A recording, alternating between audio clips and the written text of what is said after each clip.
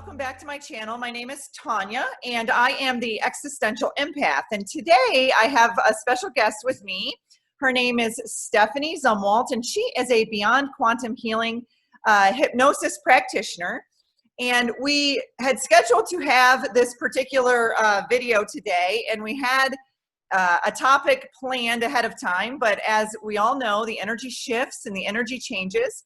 And so what we've decided to talk about today is, number one, being an empath through this really heavy energy that we have coming at us right now. And both of us are experiencing different aspects of this energy, and we just wanted to come together to share tools with each and every one of you to help you get through this energy too. And we always look forward to you as well sharing in the comments some of the tools that you're all using, so we can work together to transmute this energy. So, hey, Steph, thank you so much for joining us today. And how are you feeling? Oh my gosh. I wish I could say that I am feeling amazing, but I'm not. I am feeling so heavy. The last 4 days or so have been just very draining for me. And, you know, I always want to be that person that's an example for, you know, alignment. And it's been I've caught myself criticizing myself a little bit because it's been a challenge. So, but I have used some tools over the last 24 hours that have helped a lot. So I'm excited to talk about that. Well, good. So, and I know it's hard. We had discussed that, you know, this role of being an empath and coming in, you know, into this as a light worker, and what our role is to transmute this energy and to raise the vibration and to hold that frequency. And many of us are being tested on that right now. I know I can personally say, when I'm at home and I'm in my comfort zone or I'm in my space, I can hold my frequency really easily. But the moment I get out and about into the world, or, you know, I'm going to run some errands or around other people, I am being challenged with that. I'm really being challenged with, can I hold this light? Can I hold this frequency? Yeah. And it gets really difficult, especially because, you know, you and I have discussed, we don't watch the news. We don't tune into what's going on in that 3D world. I know the only way I find out about it is either through social media or my friends, you know, will call me. But right, we can still pick up that energy from those around us. You know, I live in an apartment kind of condo setting. So I'm picking up that energy from my neighbors and, you know, just by being in my space. So yeah. And I know we've discussed that before. So what are some tools that you use to help you maybe disconnect from that collective consciousness to be able to recharge your battery? Yeah, well, sometimes, okay, so first off, sometimes it is just too much to try to do anything. Sometimes you just have to allow it to be there. There might be an important clarity moment that's coming. There might be an important message that you're going to receive from it. It's okay to be uncomfortable that way.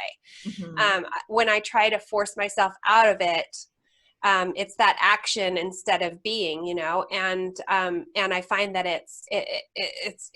it kind of makes it bigger for me. So sometimes I like to just sit in it if I can't change it overnight. You know what I mean? Sometimes just sleeping overnight, waking up in the morning, my energy is going to be a lot different. If it's the same the next day, then I'm like, whoa, okay, I've got some things going on here. But yesterday what I was doing, because I just got to the point where I was like so fed up with not being in alignment. I am such a light being, and it was not comfortable. So what I did is I just visualized. I did a meditation, and I visualized the violet flame, you know, and I visualized myself just shoveling all of these emotions and feelings that are not mine into that violet flame, and having it come out in this beautiful violet color of love and clarity and freedom and abundance and all of those things that you want to feel once you tap in and understand that you have that ability to feel them. So that was the one thing that I was doing yesterday to work on trying to just transmute this energy. Yeah, and that's great. Doing a meditation. I know for me, I use muscle testing. So I'll muscle test. Am I connected to the collective? Can I disconnect now? So there's times when I'm connected because I'm in transmuting mode, and then there's times when I'm like, I just have to disconnect. And then spending time in nature has been really big for me, you know, just getting out and getting my feet on the grass, or going out and taking a walk near a lake, or anything to just really cleanse that energy. Another thing I had taught someone to do the other day is just take high vibes essential oils, whether that's frankincense or rose or lavender, whatever, and just putting a few drops in your hand and rubbing your hands together and combing your aura, literally going through your aura.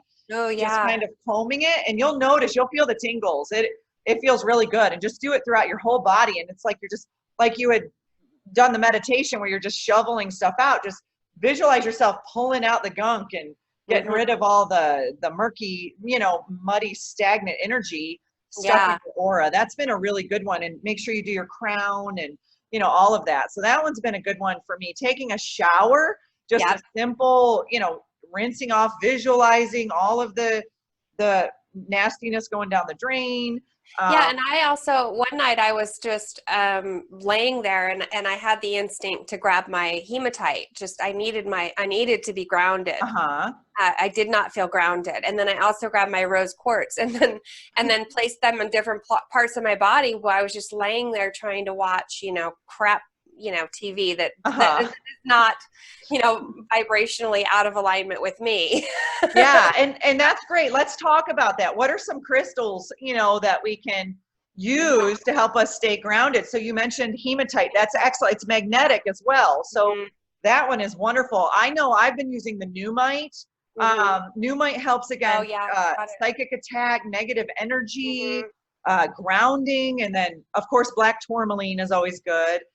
Shungite helps with all those electromagnetic frequencies. Yeah, rose quartz is a go-to. Yeah, any of the dark crystals are going to help ground you, and I highly recommend them. I wear them when I go into public places. I have lots of bracelets that I've made of lava rock and different, hematite, lots of different, the black tourmaline's on there as well, that I wear in kind of like a protection. It kind of just protects me. It will absorb that negative, energy or vibration that's lower than what I'm carrying. I visualize that it absorbs that so that it does not come into my field and will not affect me that way. Absolutely. Because that's what happens is we just absorb all of these energies. We do. We're like big sponges, and some of us are so saturated that we just can't take anymore. You're just like, I'm done. And then that's when we get to the stage of burnout because we're so saturated with our own energies and the energies of our families. And then we go out and about in the public and then we pick up on that. And many of us are so in tune to the collective energy that it's just completely overwhelming, and it gets really difficult for us to. And I want to mention too, because you told me this before we started this, and it is something that I know to be true, but I forget about it. And that is when you're in a relationship and you are sleeping next to somebody every night and you're sharing or space, having intercourse, having intercourse or sharing that space with somebody, you have to be, I think, as an empath, extra mindful of your own vibration. You have to, I'm getting tingles when I say this. I think my higher self is like, yes, this is what's happening. And you're transmuting his, their energy. And I tend, empaths always, and we need to do this one too, but empaths always tend to line up their energy with who they're next to. I mean, it's kind of like a default, I think, that we go to, but we have to, being empowered empaths, we have to make them rise to our vibration.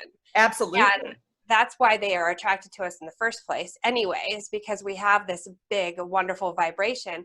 But then when we get into a relationship, we're like, we go right back down to where they are. So it's important to make sure that you are using tips and tricks, different, you talked about drains and things like that, but different visualizing techniques that you can use to detach that energy. Does that make sense? Yeah, 100%. And drains are very simple. It's just visualizing a drain maybe at your front door, where a drain is where, an energetic drain, someone walks in the door and all of that, anything that doesn't serve you goes down that drain. Another thing I like to do is put a selenite rod under the bed. So that way that'll clear it. Pop in some crystals. If you have a spouse or a significant other that isn't into crystals, guys, just pop them under their pillow. They don't know any differently. You just pop under a black tourmaline or a shungite, or angelite is one that I just love. It helps with the throat chakra. It's a very high vibrational crystal, and it calls in your angels to surround you. we've even taken it to the step of listening to 417 hertz, which clears negative energy at nighttime while we're sleeping, or, you know, the solfeggio frequencies, just having them in the background playing. That's really cleansing as well. So yeah, and it can't be, it's not necessarily that your partner is a downer or, you know, exactly. It's not to say, it's just that they're carrying around their own stuff that they've gone through during the day, and you don't want to pick that stuff up. You want to be able to help them from a higher point, right? Of course. For example, my boyfriend works at a corrections facility, and so you talk about somebody. I can only imagine the energy he's bringing home, and it's really heavy. Yeah, and so, and you could be clean, you know, you could have that clean energy, and the moment he walks in that door and hugs you, it's like, it's, you know, all on you. So learning those tools to block that out, but still be able to have, you know, because I always visualize a bubble around me. But it's a permeable bubble. It doesn't permeate the negative in, but it permeates the positive in. Right. Now, right. So I've always had that visual of, I just walk around in this bubble, but things can come in and out of it, but it's what I choose to come in and out of it. Yes. Right? And that's so important for empaths. It is. You have to have some sort of, and there are tons of videos online on YouTube, guided visual meditations that can help you to, you know, set whatever visualization boundary it is that you want to set. Absolutely. And it really does help. It really does. You just have to take the time to do it, because I'm telling you, if you don't, we were also talking that when I get into these personally, when I start feeling things like this, when it's too hard for me to like control or shift, pivot, I lean on comfort. Whatever is going to bring me comfort. If I'm feeling uncomfortable, I want to comfort myself and soothe myself. So what do? I eat comfort foods. Like pasta. And that's so common. That's so common because. And I drink wine. And, and as children, that's what we did too sometimes. You know, when you were crying or something, someone would hand you a candy or a cookie or you know, snack to pull you out of it. So we've been programmed to do that subconsciously, because and even some of those can, and so you were saying that some of those things can also be low vibe. They can also lower my vibe as well. So it's important. You were saying to bless your food, bless your wine.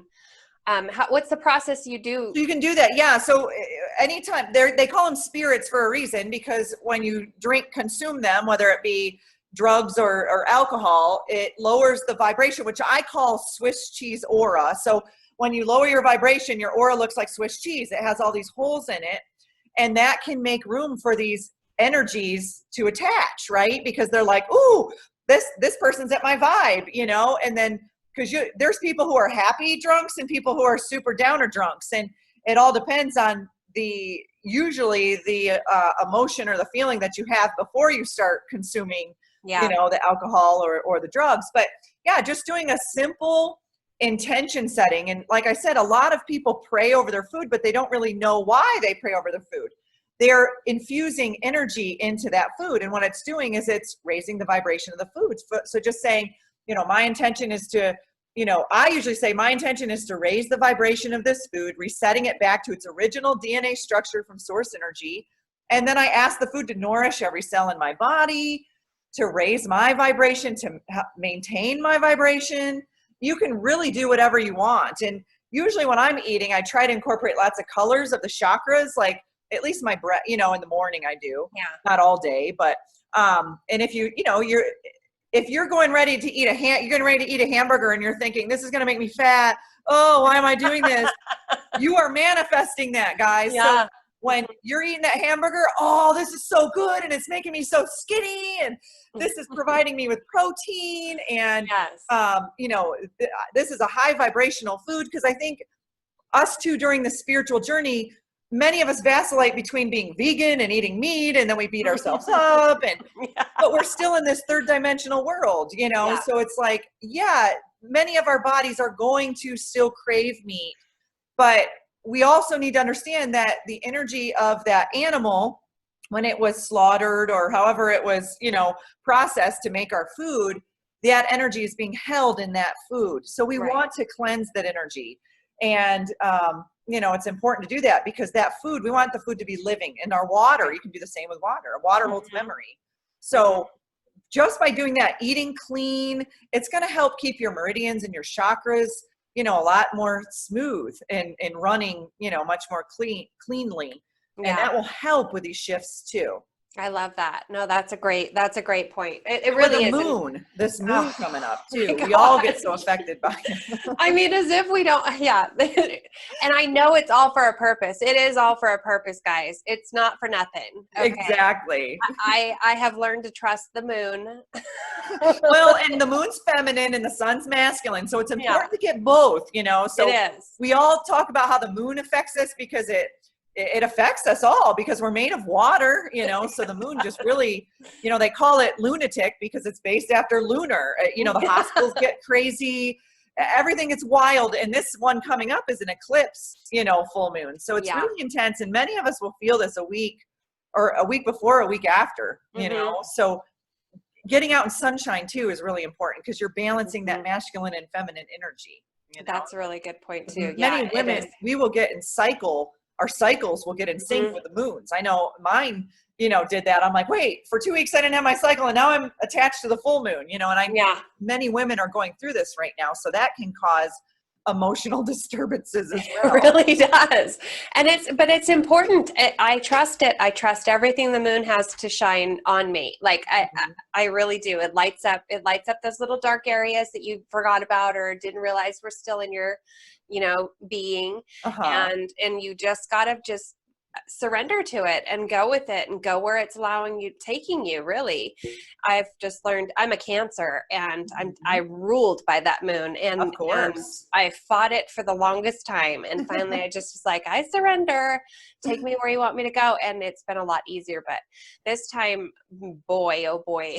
And it's going to get more intense from what I understand the summer months and the fall. These energies that we're just getting blasted stronger and stronger and stronger. And so it's going to be so crucial for us to it's like we're going to want to get to a point of being on the straight and narrow as much as we can because we know it's going to affect us physically. Right. And many of us are working so hard on our energetic bodies that our physical bodies are lagging behind. It's like, wait for me, you know, because it's so much slower for our physical bodies to catch up. So sometimes we've just got to take a break energetically to allow our physical being to get there. Absolutely. And when you feel the need to take a nap, take a nap. Yes. I mean, your spirit needs that. I know yesterday I was feeling very, very drained at the end of the day. Like I had run a marathon in my mind, almost like I was on some kind of big mushroom trip or something. Yeah. But at the end of it, I was just like, I was so drained. Just take care of yourself, you know, herbal teas, chamomile, things like that. Lots of clean water lots of clean water. And many of us too, as we sleep, we're active in our sleep state. So we could be, you know, I know for me, I was dreaming a lot and the last 2 weeks I haven't been dreaming at all. And I know when I'm not dreaming, I'm active, I'm doing something, you know, but, so some of us could be doing stuff while we're sleeping and then we wake up and we're just exhausted. We're like, why are we so tired? But it's because our physical bodies are resting, but our consciousness is just going, you know, running all these timelines and, you know, we're all over the place. So I agree. When you're sleeping, you're feeling guided to go to bed at 2 p.m. You're being guided to do that because there's something that you're not doing here on the physical plane that you could be doing on another plane. So it's just, we have to listen to our bodies and really self-care is the new healthcare, guys. Like I can't say it anymore. We've got to start taking care of ourselves. And as empaths, we have that tendency to want to care for others before we care for ourselves. And it's so important. We've got to put our own respirator mask on before we put on someone else's, because what can we do for others if we can't even function? Exactly. And if you don't feel like doing something, if you had a commitment, this is my biggest thing that was hard for me because I'm a people pleaser. I don't want to let anybody down, but if you make a commitment and you are not feeling it energetically, it's okay to say, I got to reschedule. Yeah. And it's so true. It's so true. You and have to honor yourself. Pleaser. Yeah. We feel guilty if we don't do for others because we know we're here to help others, but we're also here to help ourselves. And the best way we can help others is to help ourselves first. And That's Absolutely. so important. And it's just basic stuff, Right. basic stuff. And obviously and I don't think we covered this, but obviously it needs to be said. I'm sure everybody knows, but stay away from the news, stay away from social media if you can. I mean, social media is one of those hard ones for me where it's like, I want to stay off of it, but then I keep going back to it. So it is. And you can create your social media. So you can unfollow things that lower your vibration. You can hide things for 30 days and be like, okay, this person's, off the Richter. I'm going to hide them for 30 days and give them 30 days to calm down. And you can start adding positive stuff to your Facebook. And I did this years ago. So now it's a pleasure for me to go on there and look at my social media, because I'm like, gosh, I'm learning stuff and I enjoy that. And so and alerts, guys, this is another thing. Everybody's like, I'm getting alerted about riots and this. Right. Turn them off. Yeah, don't. I haven't had alerts on my phone since I think I bought it. I turned them all off. No. I don't get any alerts. And what happens is when you get an alert and you have a ringtone associated with it, it can create PTSD for you. Because if, say you have a ding ding and the alert is something traumatic, and then your subconscious associates that. So you could have that ding ding and it immediately takes you back to that traumatic point. It's like what, Pavlov's law or whatever with the dog? No, it is. Where they would, Absolutely. Absolutely. Yeah, absolutely. Yeah. So I usually keep my ringtone at a nice, buzz, or I turn it off, so that way you're not getting those subconscious. Yeah, I don't get alerts on my phone either. The only ones that come up are like happy ones, like Snapchat. I have a girlfriend that I Snapchat with all the time, and that's always fun. But no, or like Amber Alerts, those come up, and God, those are terrifying when they do. They are, and you can turn those off. They'll still alert you, but it won't make that noise. That noise. But yeah, no, we can do that, and we have to do that. That's a part of self-care. Because if you are constantly being distracted by loud, and I know with many empaths, including myself, loud noises make me so irritable. And I worked in a hospital setting for many years, and those noises were just, I'd watch the nurses because they tune them out, and I'm like, how do you tune these out? It would make me very agitated and frustrated. So if you're in a living environment that's noisy and you have the news on and your phone's going off and your kids are screaming and the dog is barking, my God, you're going to just, of course you're going to be anxious. So get outside and take a walk, tune out. Solitude is so important right now. And if you are living in a household where everybody's fighting over politicians or different topics that are going on in the world right now, just try to create a space for yourself that you can go to and put some earbuds in and get away from it. Or when you're hearing people talk about this kind of rhetoric, which is all this is right now, it is. Just imagine that bubble around yourself. And I say to myself sometimes, that's their experience, that's not my experience. When I say that to myself, then it reminds me that, it's kind of like the law of attraction. I'm bouncing that off. Like, that is yours. That's not mine. I can see you're having a thing over there, but that's not for me. Not my reality. That's why I always say, not my reality. And the thing is, as empaths, we're going to soak that up, but we have to be consciously aware of how to protect our energy in those environments where we may have a spouse who's not as awakened, as we are. And it can get really frustrating because you may not have someone to talk to. So increasing your social circle the best way that you can. Trying, working on finding your soul group, bringing people into your life that resonate, with you. So that way it's not so hard for you to hold your vibration. You're able to say, hey, can I reach out to you? Can we talk about this? Yes. Because I can't talk to my spouse. That is huge, because I'll tell you, when I going through this last weekend, that's exactly what I did. Is I called my one good friend that I know is always, all of my tribe is tuned in, tapped and turned on, but but technically, you have people in your life that hold different, it's like when you're growing up and you really want to date this guy that is horrible for you. You're not going to ask your most logical friend. You're going to ask the one that's, you know what I mean? So 100%, yeah. All of our friends serve different purposes for us. So I called this one friend and explained to her what was happening with me, and just having her explain her perspective, just hearing her perspective, I was like, okay, I felt so much more calm. You need to have a good network. And if you don't have one, start putting that out there. Ask for it. Yep. And I've got a script that I'll put under the video for anybody that I read for 3 days. And I had, my soul group was coming in from every direction, and they still are. We're all still, you know, attracting to each other and starting to co-create and do amazing things together. And so they're out there, guys. Don't feel like you just have to, you know, work with your family, because we have these avenues where we can get on Zoom, we can text people, we can call people, and we've got to learn to reach out, because awakening is really difficult. Especially if you're the only one, you're like the black sheep in the family, and people think you're crazy. You know, it's you're talking about all this stuff and they don't understand it, but the energy is quickening. It's getting faster. People are going to be waking up a heck of a lot faster than they have in the past. And you're going to begin to notice that. You're going to be like, wow, people that I used to talk about this stuff that blew me off are now starting to ask me questions, and they want to know more. So, you know, but in order for us to be able to share information with them, we've got to keep ourselves, you know, clean and healthy and in balance, emotionally, spiritually, mentally, and physically, you know. Absolutely. The balance. That's what it is. That's what it's all about right now, is just finding that balance. It is. So to wrap this up, Steph, are there any other tools or techniques that you want to share? Anything else that you want to add? I think we've covered it. I mean, you know, I use incense. I use lots of different things. Sage, dragon blood. Yeah. It's whatever I'm drawn to. I'm just like, oh, well, I feel like I need to do it. You get an impulse and you need to act on it. If you all of a sudden have an impulse to pick up a crystal, go get it. Go get it.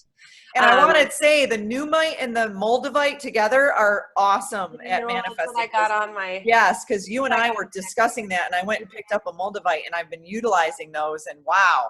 Yeah, it's incredible energy. It's very powerful. Yeah, it is. So yeah, crystals.